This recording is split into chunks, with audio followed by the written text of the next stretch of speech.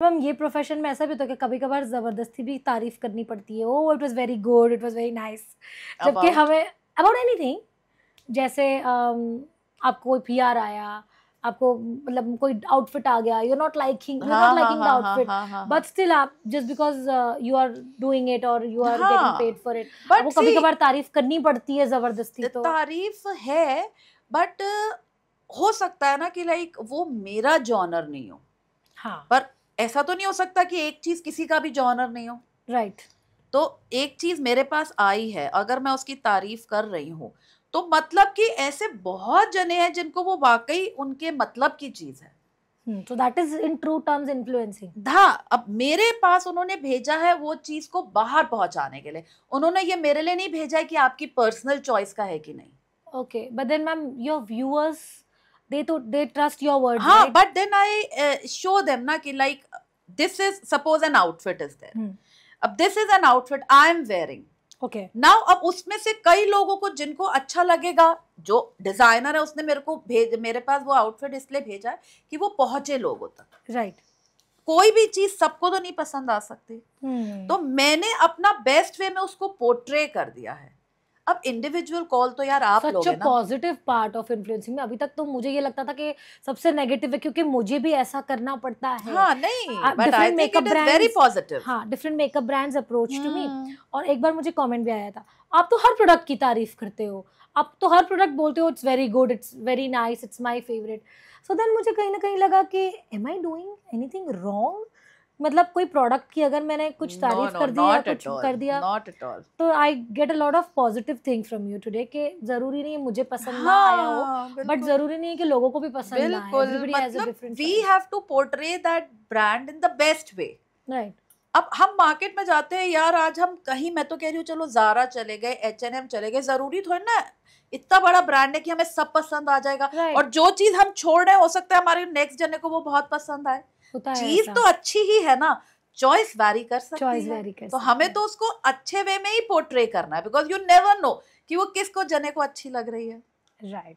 So this is a best message for everybody who does influencing especially, or have someone to manage your social media, or you manage it by yourself? Manage it by all by yourself, writing down the events and आज का मेरा to do ये everything that's so good. Like मुझे भी कभी कभार I feel so tight हो सकता है यार, I need somebody to manage, I need somebody to edit for me, ऐसे लगता है, बट somehow I feel कि what like कहते हैं ना कि एक तो एडिटिंग अकॉर्डिंग टू मी, वो जो होती है ना, कोई मुझे एडिट करके देगा तो भी मुझे उसमें एडिटिंग भी आप खुद करती हैं? हाँ, एडिटिंग भी, मतलब अगर कुछ बहुत ही कॉम्प्लेक्स है या कुछ है, then definitely I call someone for help. Otherwise I generally try doing it myself, क्योंकि मुझे लगता है कोई मतलब करेगा भी ना, then also I will re-edit it. Not satisfied.